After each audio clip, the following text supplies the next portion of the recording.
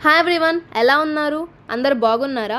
నేను నా ఇంతకుముందు చేసిన వీడియోలో టెక్నాలజీ డెవలప్మెంట్ మీద బేసిక్ స్కిల్స్ చెప్పాను కదా. ఇప్పుడు ఈ వీడియోలో వాటి గురించి మీకు బాగా అర్థమయ్యేలా చెప్తాను. సో ఇంకా లేట్ చేయకుండా మన వీడియోలోకి వెళ్ళిపోదాం. ఫస్ట్ వచ్చేసి ప్రాబ్లమ్ సాల్వింగ్ అంటే ఏంటి, ఎలా చేయాలి, మనకి ఇన్ని క్వశ్చన్స్ వస్తాయి. సో మీకు సింపుల్గా అర్థమయ్యేలాగా చెప్తాను, వినండి. ప్రాబ్లమ్ సాల్వింగ్ అంటే ఒక ప్లానింగ్, క్రియేటివిటీ, ఒక ఇన్నోవేషన్, సొల్యూషన్, వీటన్నిటిని ప్రాబ్లమ్ సాల్వింగ్లో యూస్ చేస్తాము.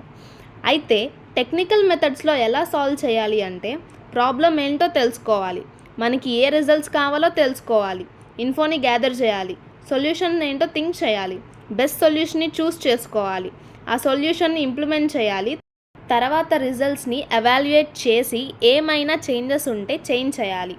సో ఇది ప్రాబ్లమ్ సాల్వింగ్ స్కిల్స్ అని అంటారు. నెక్స్ట్ వచ్చేసి లాజికల్ థింకింగ్. లాజికల్ థింకింగ్ అంటే ఏంటి? ఒక లెర్నింగ్, ఒక ప్రాక్టీస్, ఒక ఇంప్లిమెంటేషన్.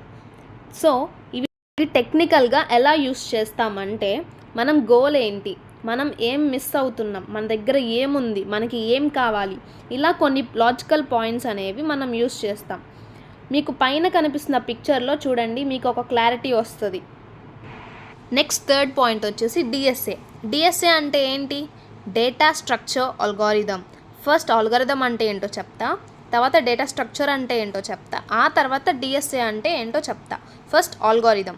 సెట్ ఆఫ్ రూల్స్లో మనం ఇచ్చిన ఇన్పుట్ని బట్టి మనకి అవుట్పుట్ని ఇచ్చేదాన్నే అల్గారిథం అంటాం. Next data structure. ఒక డేటాని మనకి ఇష్టం వచ్చినట్టుగా స్పెసిఫిక్ ఫార్మాట్గా డిజైన్ చేసి ఆ ఇన్ఫర్మేషన్ని మనం ఈజీగా హ్యాండిల్ చేసేదాన్నే మనం డేటా స్ట్రక్చర్ అని అంటాము.